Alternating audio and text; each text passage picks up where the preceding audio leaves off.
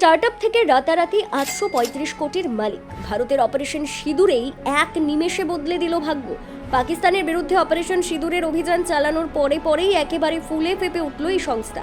কিন্তু জানেন কি, অপারেশন সিঁদুরের পর কেন ভাগ্য খুলে গেল এই সংস্থার? কি নাম এই সংস্থার? পাকিস্তানের সঙ্গে যুদ্ধের পরেই কেন মাথা চেড়ে উঠল এই কোম্পানি? তাহলে কি কোম্পানির ওপরে মোদী সরকারের আস্থা চরম? এমন কি ম্যানুফ্যাকচার করে এই কোম্পানি? দেখুন, ভারতের প্রতিরক্ষা এবং প্রযুক্তি জগতে এক নতুন ইতিহাস রচনা করল নয়ডা ভিত্তিক ড্রোন স্টার্টআপ রাফে mPhibr।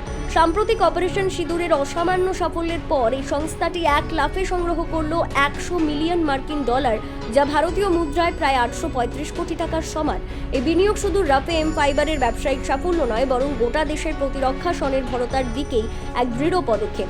এই বিনিয়োগের ফলে এখন সংস্থাটির মোট বাজার মূল্য দাঁড়িয়েছে প্রায় 900 মিলিয়ন ডলার।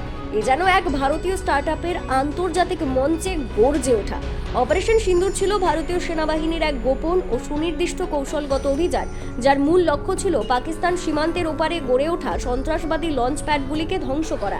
এই অভিযানে রাফের তৈরি আত্মঘাতী ড্রোন ব্যবহৃত হয় এবং সেগুলি নিখুঁতভাবে লক্ষ্যবস্তুতে আঘাত হানে। এর ফলে আন্তর্জাতিক মহলেও ভারতীয় ড্রোন প্রযুক্তি নিয়ে কৌতূহল এবং কৃতিত্বের সুর শোনা যায়। রাফে mPhibr এর ভূমিকা ছিল এতটাই গুরুত্বপূর্ণ যে সেনাবাহিনীর উচ্চপদস্থ কর্তারাও এই সংস্থার প্রশংসা করতে দ্বিধা করেননি। রাফে mPhibr ভারতীয় বাজারে সম্পূর্ণ দেশীয় প্রযুক্তির উপর ভিত্তি করে ড্রোন তৈরির পথে এক নতুন যুগের সূচনা করেছে। এদের অন্যতম উদ্ভাবন হলো ভারতের প্রথম সম্পূর্ণ বিদেশি ডিজাইন করা ইন্টারনাল কম্বিউশন ইঞ্জিন ড্রোন অর্থাৎ আইসি ড্রোন। এই ড্রোনগুলি দীর্ঘ সময় ধরে উঠতে পারে, অতিরিক্ত ওজন বইতে পারে এবং বাস্তব যুদ্ধক্ষেত্রে সফলভাবে কাজ করতে সক্ষম। এতদিন পর্যন্ত এমন প্রযুক্তি শুধুমাত্র উন্নত দেশগুলির অধিকারভুক্ত ছিল। রাফে সেটিকে ভারতীয় মাটিতে সম্ভব করে তুলেছে। সংস্থাটি ইতিমধ্যে বেশ কয়েকটি শ্রেণীর ড্রোন মডেল তৈরি করেছে। MR-10 গুচ্ছ ড্রোন বা সোয়ার্ম ড্রোন, যা একসঙ্গে আক্রমণ চালাতে পারে। MR-20 উচ্চতায় ওজন বহনের উপযোগী মালবাহী ড্রোন। ভারত গোয়েন্দা নজরদারি ও সীমান্ত পর্যবেক্ষণের জন্য অত্যাধুনিক প্রযুক্তি সম্পন্ন ড্রোন। X8 সমুদ্র সীমা উপকূলবর্তী এলাকায় নজরদারি চালাতে সক্ষম নৌ ড্রোন। এই সমস্ত ড্রোন ভারতীয় ভূখণ্ডেই তৈরি হচ্ছে এবং তার জন্য অত্যাধুনিক গবেষণাগার, ডিজাইন ইউনিট এবং উৎপাদন কেন্দ্র গড়ে তোলা হয়েছে নয়ডায়। এই 100 মিলিয়ন ডলারের বিনিয়োগ এসেছে আন্তর্জাতিক স্তরের বড় বিনিয়োগকারী সংস্থা থেকে, যার মধ্যে রয়েছে মার্কিন যুক্তরাষ্ট্রের জেনারেল ক্যাটালিস্ট এবং অন্যান্য প্রযুক্তি নির্ভর ভেঞ্চার ক্যাপিটাল প্রতিষ্ঠান। এই তহবিলের মাধ্যমে রাফে এখন আরও বড় পরিসরে কাজ করতে পারবে। রিসার্চ ও ডেভেলপমেন্ট বাড়ানো, নতুন কারখানা স্থাপন, প্রতিভাবান বিজ্ঞানী ও ইঞ্জিনিয়ার নিয়োগ এবং বিদেশি বাজারে প্রবেশ সবকিছুই এখন তাদের এজেন্ডায়।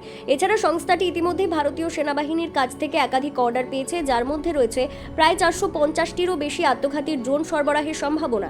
শুধু তাই নয়, অন্যান্য রাষ্ট্রায়ত্ত সংস্থাও রাফের সঙ্গে কাজ করতে আগ্রহ প্রকাশ করেছে। আগামী দিনে প্রতিরক্ষা, পুলিশ, ডিজাস্টার ম্যানেজমেন্ট, সীমান্তরক্ষী বাহিনী সব ক্ষেত্রে রাফের ড্রোন ব্যবহারের সুযোগ রয়েছে। রাফে mPhibr শুধু একটি ড্রোন নির্মাতা সংস্থা নয়, এটি বর্তমানে আত্মনির্ভর ভারতের প্রতীক হয়ে উঠেছে। Make in India, defence export এবং ইন্ডাস্ট্রি 4.0 এর যুগে দাঁড়িয়ে রাফে দেখিয়ে দিচ্ছে কিভাবে একটি স্টার্টআপ শুধু প্রযুক্তির ওপর ভর করে আন্তর্জাতিক প্রতিযোগিতার মুখোমুখি হতে পারে। তাদের লক্ষ্য শুধু দেশীয় প্রতিরক্ষা ব্যবস্থা নয়, বরং আন্তর্জাতিক বাজারে ভারতের পণ্যের মর্যাদা বাড়ানো। ইতিমধ্যেই আফ্রিকা, দক্ষিণ পূর্ব এশিয়া ও মধ্যপ্রাচ্যের বিভিন্ন দেশের সেনাবাহিনীর সঙ্গে রাফের প্রাথমিক পর্যায়ের যোগাযোগ শুরু হয়েছে। খুব শিগগিরই এদের রপ্তানিকৃত ড্রোন বিশ্বের বহু দেশে ব্যবহৃত হতে দেখা যাবে। Bureau report, Bangla digital TV.